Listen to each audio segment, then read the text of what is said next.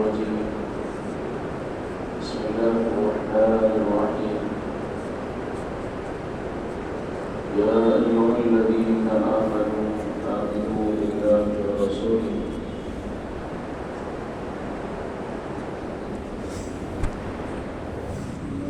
وجاهدوا في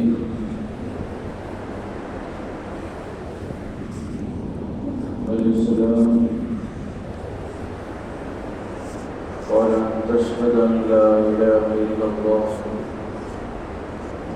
وتقيم الصلاة وتؤتي الزكاة وبالإحسان قال أن تعبد الله كأنك تراه فإن لم تكن تراه فإنه يراك الإيمان ولن تؤمن بالله وملائكته وكتبه ورسله واليوم الآخر والقدر خيره وشره من الله تعالى والبعث بعد الموت قال صدقت أو كما قال عليه الصلاة والسلام سبحان ربك رب العزة عما يصفون وسلام على المرسلين والحمد لله رب العالمين.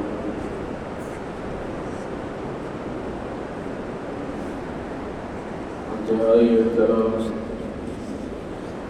عزت و اکرام کے لائق بزرگ و دوستو السلام علیکم ورحمۃ اللہ وبرکاتہ.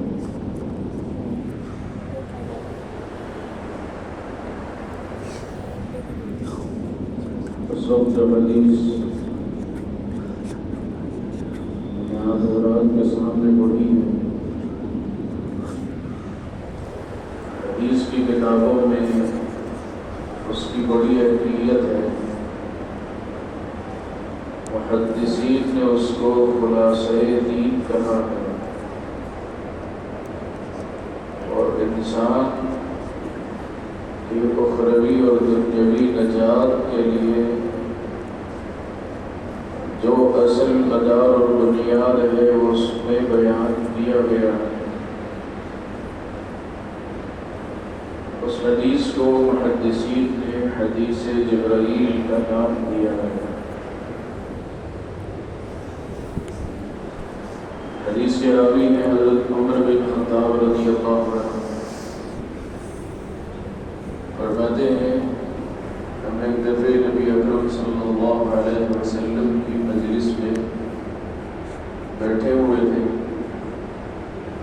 اطلع علینا رجل شدید بیاض الثوب. فرماتے ہیں اتنے میں ایک آدمی ایک شخص نمودار ہوا جس کے کپڑے انتہائی سفید تھے اور اس پر سفر کے آثار میں نمودار تھا. آگے فرماتے ہیں لا یعرف منا احد،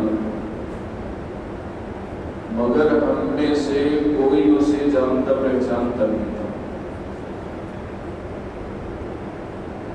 اور ہم نے آج تک اس آدمی کو ہمارے شہر مدینہ میں کبھی دیکھا بھی نہیں تھا. ظاہر سی بات ہے جتنا مدینہ تھا اور مدینے کے باشندے تھے وہ اتنے تھوڑے تھے کہ ایک دوسرے کو جانتے پہچانتے ضرور تھے. بہت بڑی آبادی تو اس وقت تھی نہیں، تو لوگ ایک دوسرے کو جانتے پہچانتے تھے، شناسائی تھے ایک دوسرے سے. لیکن وہ جو آدمی تھا شکل و شباہت میں، صورت میں،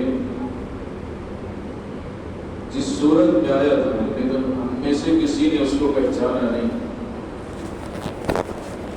اور پھر دوسری بات یہ تھی فجلس بین یدی النبی صلی اللہ علیہ وسلم، حضور صلی اللہ علیہ وسلم کے پاس بیٹھا. فاسند رکبتیہ الی رکبتیہ، اور اپنے گھٹنے حضور کے گھٹنوں سے ملا دیا. انسان تحیات میں بیٹھتا ہے ویسے بیٹھ کر حضور کے پیروں سے پیر ملا دیے، گھٹنوں سے گھٹنے، ووضع یدیہ علی رکبتیہ، اور اپنے ہاتھ حضور کے پیروں پہ رکھ دیا، یعنی گھٹنوں پہ رکھا۔ حضرت عمر بن خطاب رضی اللہ عنہ کہتے ہیں صحابہ حیران تھے، کسی کو نبی پاک صلی اللہ علیہ وسلم کو نگاہ بھر کر دیکھنے کی ہمت بھی نہیں تھی۔ ہم برسہ برس سے حضور کے ساتھ رہتے ہیں، مگر یہ عجیب آدمی ہے کہ ایک تو حضور کے سامنے اس قدر قریب بیٹھنا، اور پھر اپنے گھٹنوں کو حضور کے گھٹنوں سے ملا دینا، اور پھر اپنے ہاتھوں کو حضور کے گھٹنوں پہ رکھ دینا، سارا معاملہ ہی عجیب تھا۔ ہم دیکھ تو رہے تھے لیکن حضور سامنے تھے تو ہمیں پوچھنے کی ہمت نہیں ہوئی۔ تو اس آنے والے سائل نے حضور سے سوال کیا، بل اسلام، اسلام کسے کہتے ہیں؟ ہم تو حیران تھے، جو بندہ دیکھنے میں تو بڑا علم والا نظر آ رہا تھا، مگر سوال ایسا کیا ہے تو جواب دیا حضور نے کہ اس بات کی گواہی دو کہ لا الہ الا اللہ، اللہ کے علاوہ کوئی عبادت کے لائق نہیں۔ صرف اتنا ہی نہیں ہے، اس کا لا الہ کا معنی اتنا ہوگا لا نافع الا اللہ، لا ضار الا اللہ، لا وکیل الا اللہ، سب معنی آتے ہیں، یعنی اللہ کے علاوہ کوئی نفع دینے والا نہیں، نقصان پہنچانے والا نہیں، یہ سارا معنی ہوگا لا الہ۔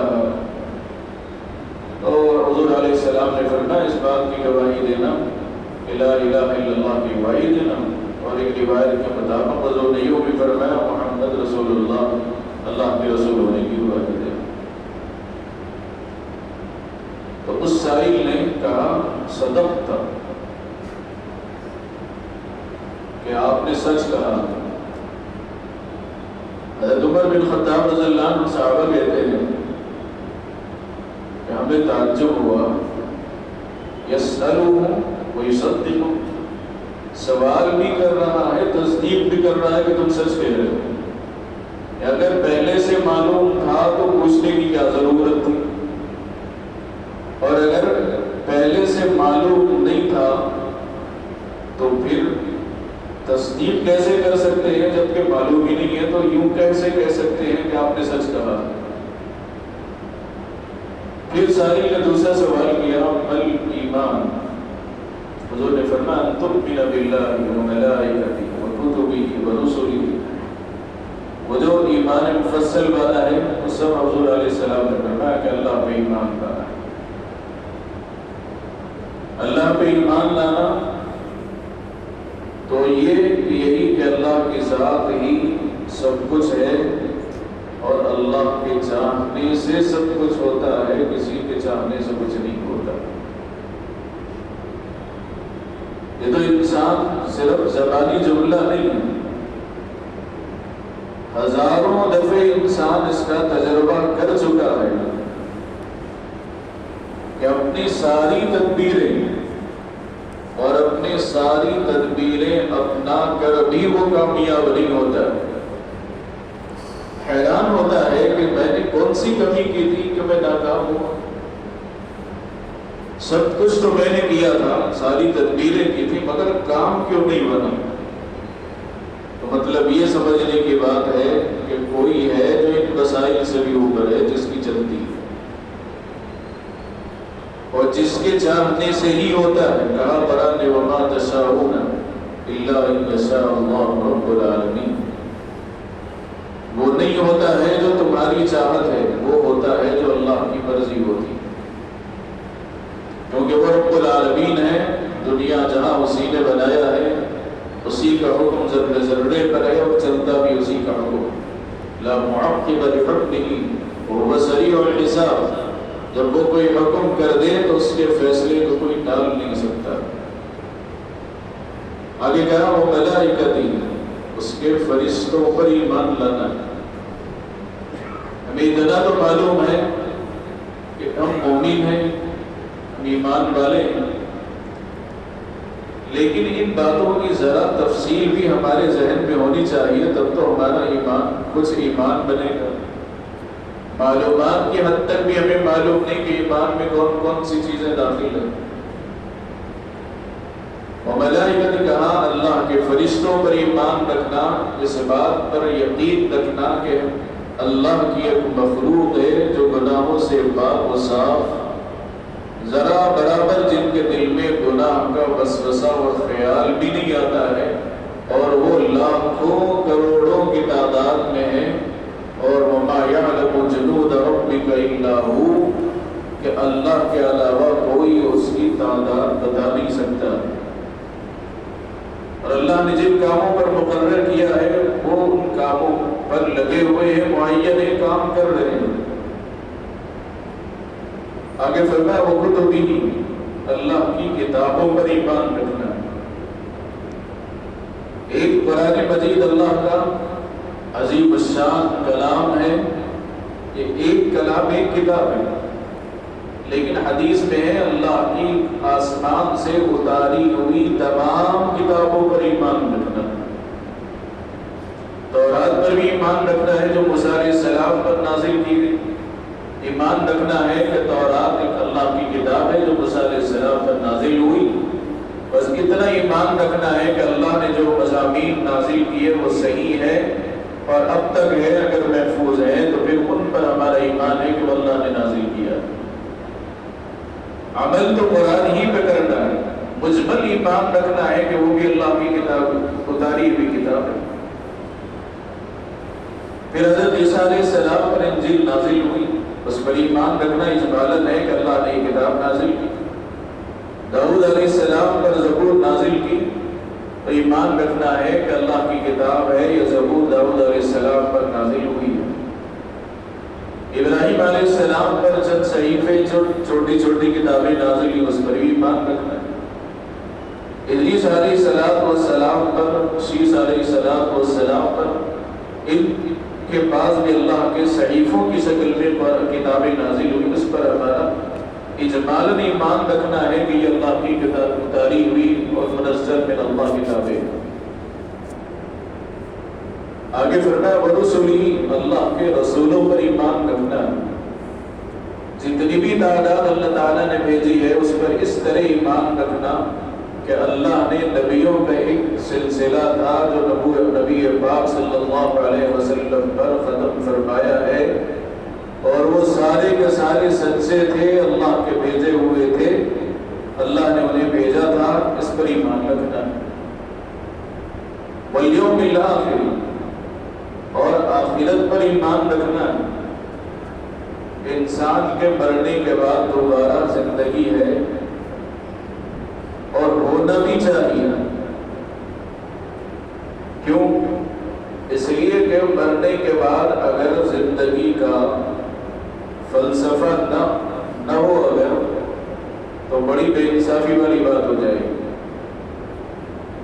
آخرت کا ہونا ضروری بھی ہے، عقلی اعتبار سے بھی ضروری ہے، کتاب و سنت کے اعتبار سے تو ضروری ہے، عقلی اعتبار سے بھی ضروری ہے، کیونکہ دنیا میں کتنے انسان ظلم کرنے والے ہیں، کتنے لوگ ناانصافی کر رہے ہیں، اور کتنے لوگ بدمعاشی کر رہے ہیں، کتنے لوگ خام مخائی دوسرے کو اپنے ظلم کا شکار کر رہے ہیں، نشانہ بنا رہے ہیں، اور دنیا میں انہیں کوئی پوچھنے والا نہیں ہے، کوئی ان سے حساب لینے والا نہیں ہے، کوئی ان تک پہنچنے والا نہیں ہے۔ کیوں؟ اس لیے کہ طاقتور ہے، قوت ان کے پاس ہے، تعداد ان کے پاس ہے، اور سب پاور ان کے پاس ہے، اب ان کے پاس جا کوئی نہیں سکتا۔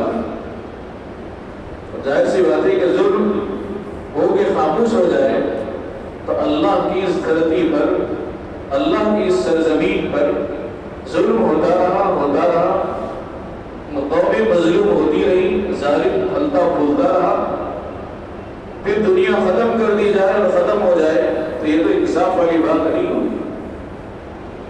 کیسے انصاف ہو سکتا ہے کہ جس نے آسمان و زمین بنایا ہے، جس نے عرش و کرسی بنایا ہے، سمندر کے سمندر بنائے، جنہیں دریا بنا کر بہا دیا ہے، اور برس سے آسمان و زمین کا پورا نظام سنبھالے ہوئے ہیں، اتنا بڑا خدا، اتنا بڑا مالک، اتنا بڑا اللہ جب پوری کائنات بنا دیا ہو اور اس کی دھرتی پر ظلم ہوتا رہا، اور پھر اللہ تعالیٰ دنیا کو ختم کر دے اور پھر انصاف کا کوئی دن نہ ہو، تو یہ ناانصافی والی بات ہوگی، عقل میں آنے والی بات نہیں ہے کہ ایک آدمی صبح بھی ظلم کرتا ہے، شام بھی ظلم کرتا ہے، اس کے اخلاق کو نقصان پہنچاتا ہے، جانوں پر ظلم کرتا ہے، ملکیت پر ظلم کرتا ہے، اس کی مال و جائیداد پر ظلم کرتا ہے، اس کے گھر بار پر ظلم کرتا ہے، اہل و عیال پر ظلم کرتا ہے، رشتہ داروں پر ظلم کرتا ہے، سب پر ظلم ہوتا رہا، اور پھر ہم یوں کہتے ہیں کہ مرنے کے بعد دوبارہ آخرت کوئی نہیں ہے، تو یہ تو بیکار والی بات ہو گئی۔ دنیا میں انصاف نہ ملا تو کوئی تو ایسا دن ہونا چاہیے جہاں انصاف ملے۔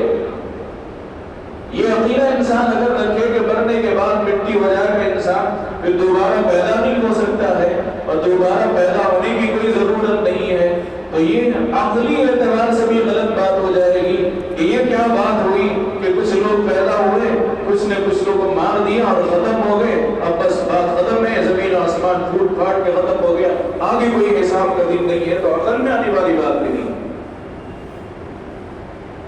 تو قرآن حدیث پاک میں اللہ کے نبی صلی اللہ علیہ وسلم فرمایا والیوم الآخر، حالانکہ ایمان کی شاخ کو الگ سے بیان کیا ہے کہ اس پر باضابطہ ایمان رکھنا ہے، اور جیسے ایمان لانا ہے ویسے ایمان رکھنا ہے۔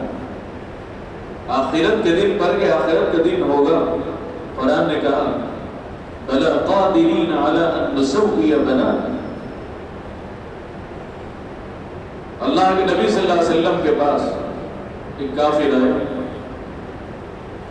آگے کہا مَن يُحْيِي الْعِظَامَ وَهِيَ رَمِيمٌ، اس نے آگے کہا ایک ہڈی تھی بوسیدہ، پرانی ہڈی، وہ اپنے ہاتھ میں لے گئی وہ مسلم، اور مسل کے حضور کے سامنے ہم پھینک دیے، کہا یہ بوسیدہ ہڈی دوبارہ پیدا ہوگی؟ ایسا ہو سکتا ہے کہ یہ بوسیدہ ہڈی جس کو میں نے اس کو بوسا بوسا کر کے آپ کے سامنے رکھ دیا ہے، کیا اس ہڈی میں جان پیدا ہو سکتی ہے؟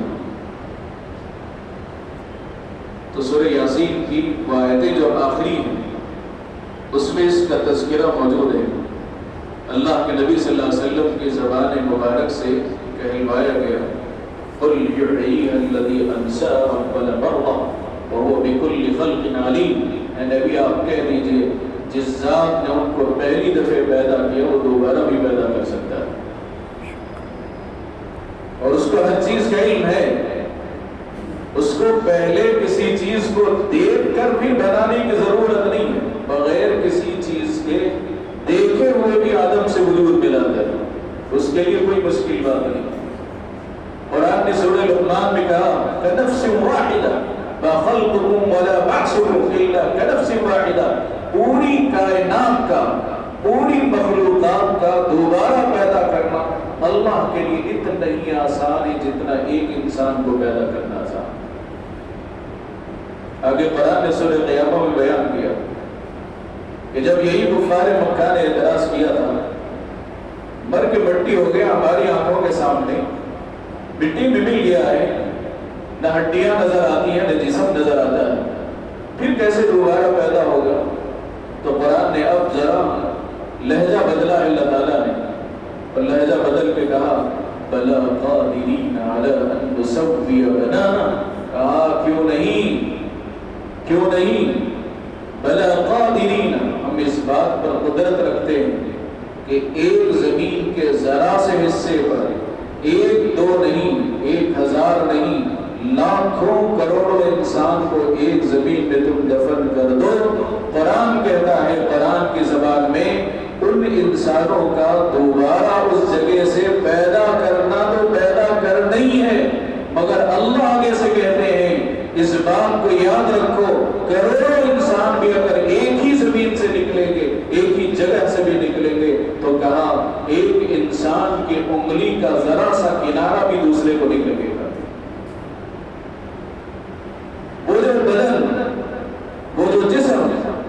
جس جسم کے ساتھ زمین میں دفن ہوا ہے اسی کے ساتھ ہم اٹھائیں گے. ہم اس بات پر قدرت رکھتے ہیں کہ ہاتھ تو ہاتھ، پیر تو پیر چھوڑیے، انگلی تو انگلی کے پوروں کو بھی ہم دوسرے کے نہیں لگائیں گے، وہی لے کے اٹھے گا جیسا وہ مر جائے.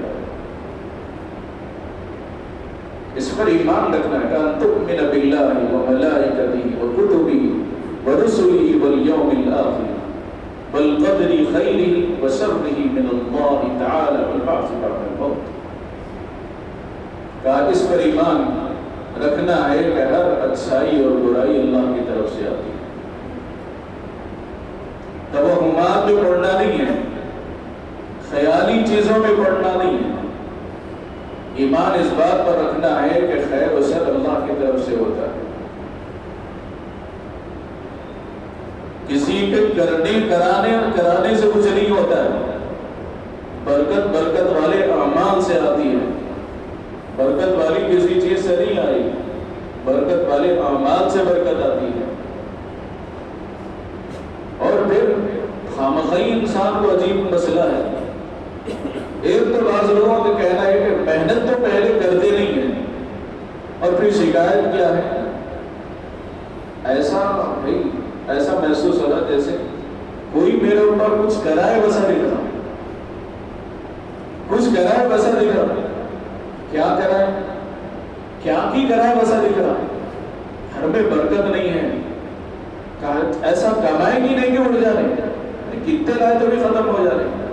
پہلی بار لا رہے کتنے، جتنی ضرورت ہے اتنا ہی نہیں کما رہے. پھر کوئی بھی کیا کرانے کی ضرورت کیا ہے، تم اس خود اپنے اوپر کرا لینے بولے ایسا. کوئی کیا کرانے، کچھ بھی نہیں کرا. جتنا ہونا ہے، جتنے کی ضرورت ہے اتنا کمانا، پھر اس کے بعد برابر ضرورت کے مطابق خرچ کرنا ہے. کیا کہ اڈا کو اٹھا کے خرچہ کر دے، اپنے خواہشات پورے نہیں ہو رہے. کمائے سے آدھی کمائی کیا ہے کہ سلگا کے ختم کر دینے، انگار لگا دینے کے دیں، انگار لگا دینے.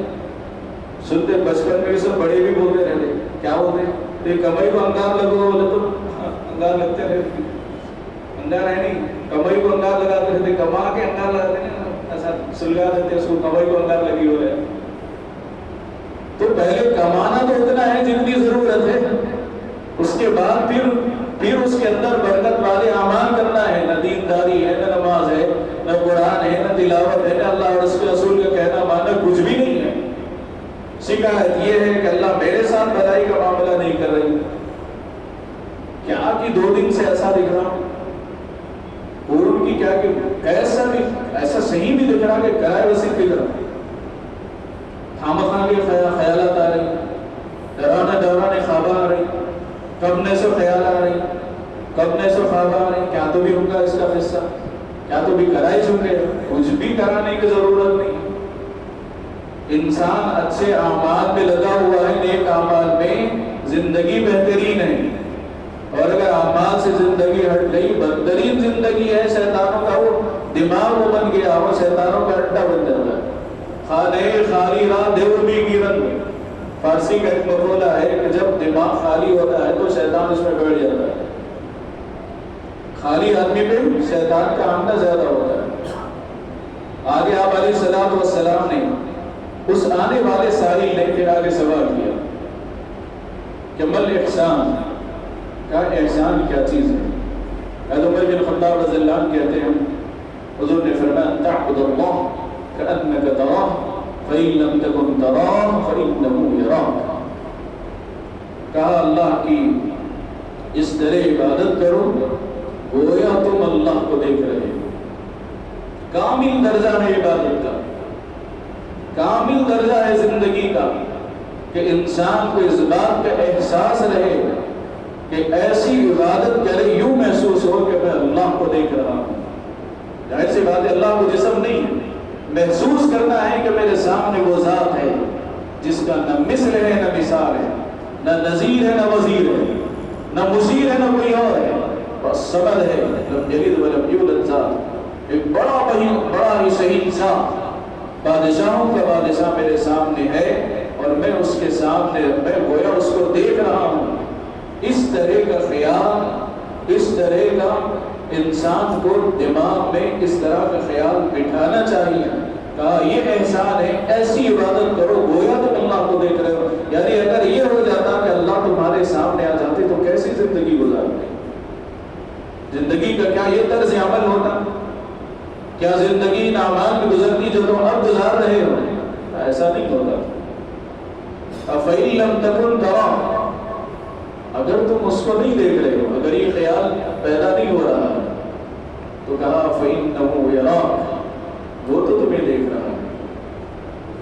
یہ اگر ذہن میں یہ تصور نہیں ہے کہ اگر تم اللہ کو دیکھ رہے، اگر یہ تصور مشکل ہے، یہ نہیں ہو سکتا ہے، اتنی تو بات ہے کہ وہ تو تمہیں دیکھ رہا ہے، اس کی نگاہوں سے تو کوئی اوجھل نہیں ہے.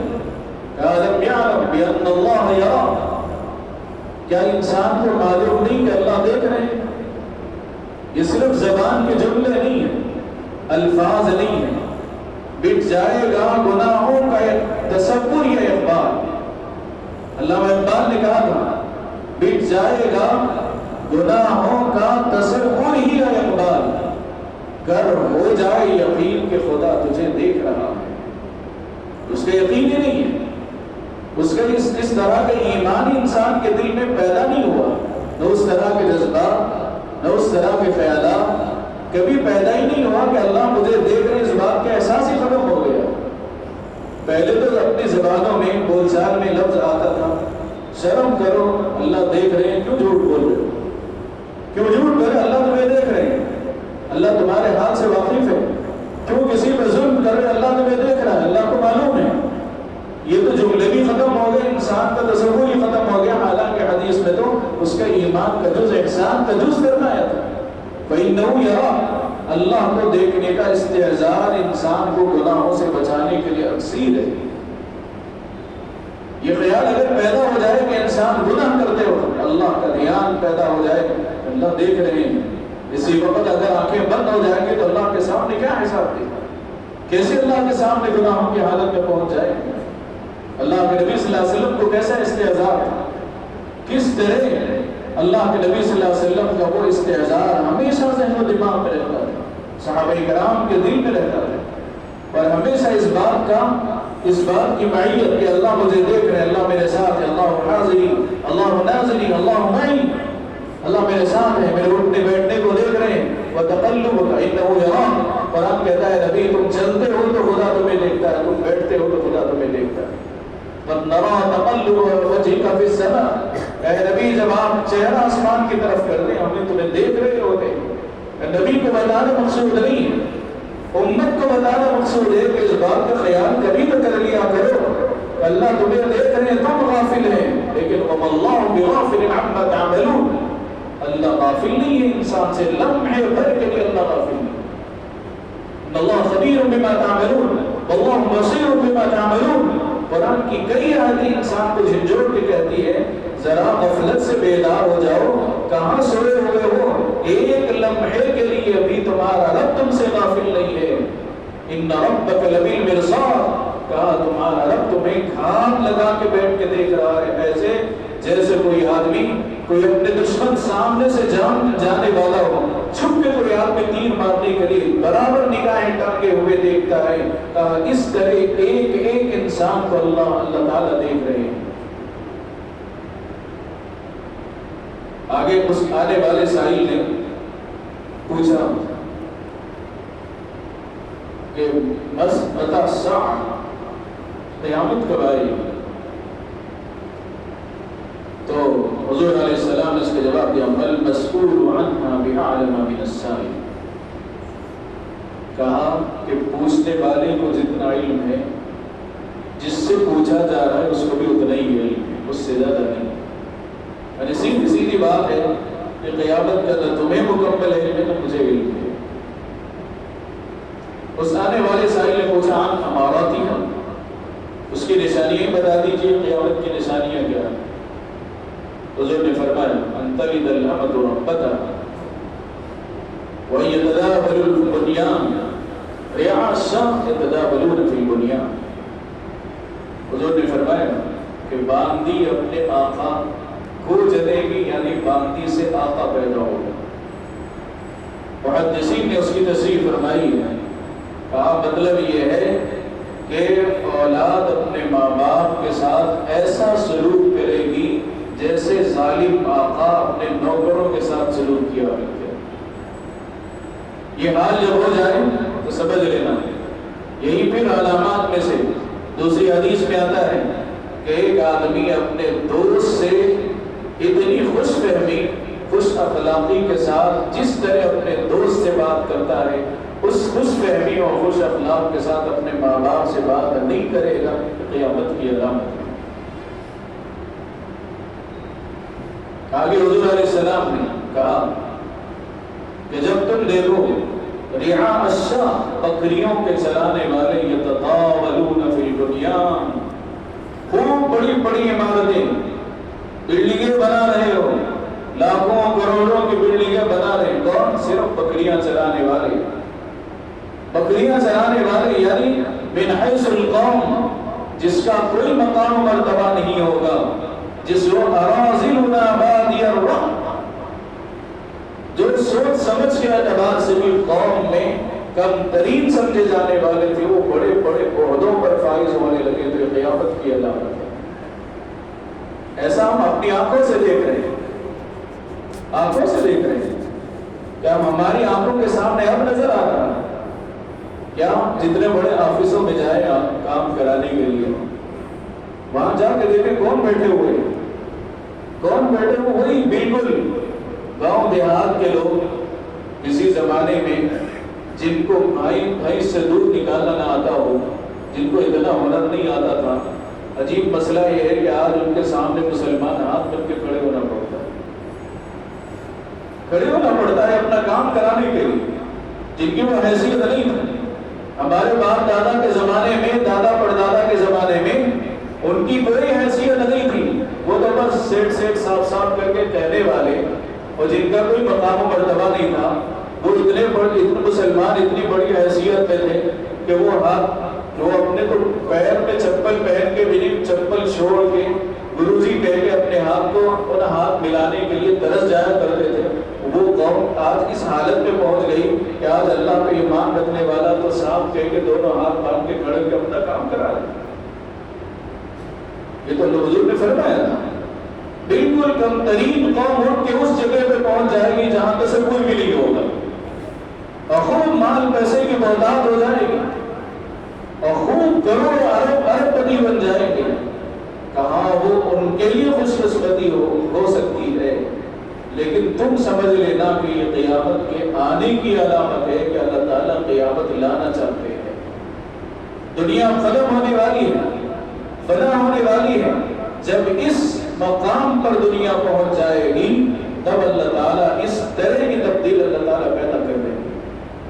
تو جب سمجھ لینا کہ ہم یہ علامتیں ہم بالکل اپنی کھلی کھلی آنکھوں سے دیکھ رہے ہیں، ہمیں نظر آ رہا ہے کہ یوں ہی ہو رہا ہے، یہی سب کچھ ہو رہا ہے کہ کیا بلڈنگیں، کیا عمارتیں، چکا چوند آنکھوں کو خیرہ کرنے والی، حیرت استعجاب میں ڈالنے والی، آسمان سے چھوٹی ہوئی بلڈنگیں بنا رہے ہیں، بالکل ایسے جیسے ہمالیہ پہاڑ کی طرح بلند و بالا عمارتیں بننے لگی ہیں، ذرا برابر کسر نہیں ہے۔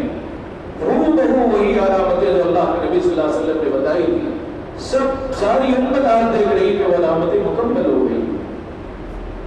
کبھی روز آنے والے سائل یہ سب کچھ کہا، پھر کہا کہ صدقت، آپ نے سچ کہا۔ پھر تھوڑی دیر کے بعد اس مجلس سے اٹھ کے چلے گئے۔ حضرت عمر بن خطاب رضی اللہ عنہ کہتے ہیں ہمیں اس وقت تو پوچھنے کی ہمت نہیں ہوئی حضور سے کہ وہ ہے کون، وہ ہے کون، اس سے یہ پوچھنے کی ہمیں ہمت نہیں ہوئی۔ فلبث مليا، کچھ دیر کے بعد یا کچھ دنوں کے بعد میں نے حضور سے پوچھا اللہ کے نبی من السائل، وہ پوچھنے والا، سوال کرنے والا جو آپ کی مجلس میں آپ کے گھٹنوں سے گھٹنے ملا کے آپ کے گھٹنوں میں دونوں ہاتھ رکھ کے سوال کیا تھا، کون تھا؟ تو کہا جبرائیل اتاکم یعلمکم دینکم، وہ جبرائیل علیہ السلام تھے جو تمہارے پاس تمہیں اپنا دین سکھانے کے لیے آئے، دین سکھانے کے لیے آئے تھے۔ کس صحابہ کو؟ علم کا بلند و بالا مقام جس کے پاس ہے، جس کے پاس حدیث کا بلند و بالا علم ہے، نبی کی موجودگی میں انہیں علم سکھانے کے لیے آئے اور یہ بتانے کے لیے امت کو کہ ماں کی گود سے لے کے قبر کی گود تک تمہیں علم حاصل کرنا ہے۔ یہ امت کا فریضہ ہے۔ جس قوم میں علم ہوتا ہے وہ بلند و بالا مقامات پا لیتے ہیں، اور جو علم میں کمی رہ جاتی ہے پھر وہ قوم پس سے پس ہوتی جاتی ہے اور ذلیل سے ذلیل وہ قوم ہوتی جائے گی۔ آخری وقت کی حدیث ہے یہ کہ اللہ کے نبی صلی اللہ علیہ وسلم مثال سے آخر سے کی حدیث ہے، اور یہ بتایا تھا یعلمکم دینکم، دین سیکھنے کی چیز ہے، علم سیکھنے کی چیز ہے، اور سن کر پڑھ کر علم سیکھنے والی چیز ہے۔ آج ہمارا حال کیا ہے؟ ایک چھوٹا چٹکلا یاد آیا، اس کے بعد اپنی آج اس بات ختم کرے گا۔ ایک آدمی کا دیکھ مسجد کی دیوار پہ پیشاب کر رہا تھا، وہ غیر مسلم تھا، وہ علم تھا یا لا علم تھا، لیکن پیشاب تو کر رہا تھا۔ اب مسلمان کو خالی ایمان کے نام پہ، مسجد کے نام پہ غیرت آتی ہے، کم از کم اتنا باقی ہے، اتنا تو بھی ہے۔ اور غیرت پہ ایک بات یاد آئی کہ مسلمان لڑنے میں بھی بہت آگے ہے۔ ایک صاحب مسجد میں اذان دی ہے برابر وقت پہ، مسئلہ رہتا وقت پہ ہوئی نہیں اذان، آنے والے وہ بھی دیکھتے رہتے، ارے کیا مول صاحب 1:02 کو اذان ہی ہوئی۔ اب اذان دی ہے 1 بجے برابر، اب 1 بجے اذان میں 1:30 بجے نماز ہے، ذہن میں کیا ہوتا آدھا گھنٹہ ہے، آدھا گھنٹہ کیا کرتے جا کے ہوئے۔ اب اذان دی ہے، کوئی بھی نہیں ہے مسجد میں، تو انہوں کیا کریں 1:10 تو پھر سے اذان دی گئی، یہ پوری مسجد بھر گئی۔ کیا وہ صاحب 2 بار گئی تو اذان دی، کم سے کم ایسا تو بھی آتے بول کے اذان دیا گیا، ویسا نہیں تو ایسا تو بھی آتے، 1 نے 2 بار گئے تو بھی آتے، لڑنے تو بھی صحیح مگر آتے تو صحیح بول کے 2 بار گئے۔ اب یہاں تھا بندہ پیشاب کر رہا تھا، یہ حیرت آئی، بندہ روڈ سے جاتے ہوئے ارے اللہ کے گھر پہ پیشاب کرتا، یہ غیرت میں آگے اسے پکڑ کے 2-3 تھپڑ ادھر ادھر دے کے سینے پہ بیٹھ گئے۔ سر بیٹھ کر اللہ کے گھر میں پیشاب کرتا ہے، بدتمیزی کرتا ہے۔ اس کے بعد کیا کریں، چل پڑھ کلمہ پڑھ مسلمان آ جاؤ، میں تجھے ذبح کر دوں۔ میں حیرت تھا، یہ کیا تو بھی بندہ ہے، جان جائے گی اگر نہیں پڑھے تو بولے میں کیا بولا، مجھے تو آتا نہیں، میں غیر قوم کا ہوں، تم بھی پڑھا دو۔ اس طرح کی ادھر ادھر کہ میرے کو بھی نہیں آتا، مقصد سے جا کے پڑھ لو۔ یہ حالت نہیں ہونا ہے، ایک طرح تو ہمارا کامل ہونا چاہیے، ہم ایمان رکھنے والے ہیں، کم از کم ایمان کی ذرا تفصیلات تھوڑی بہت، جو ہم بچپن میں ایمان مفصل پڑھا کرتے تھے، ذرا سی تفصیلات اگر ہمیں سمجھ میں آئیں گے تو ہم اپنے گھر میں بتانے والے رہیں گے۔ ہمارا ہی عالم یہ ہے کہ ہمیں خود تفصیلات ذرا سی بھی معلوم نہیں ہوں گی، تو ظاہر سی بات ہے کہ اللہ کے یہاں بھی ہمیں پکڑے جائیں گے، مواخذہ ہوگا۔ اللہ کرے کہ اللہ تعالیٰ ہمیں کہنے سننے سے زیادہ عمل کی توفیق نصیب فرمائے، علم صحیح نصیب فرمائے، عقائد صحیح اللہ تعالیٰ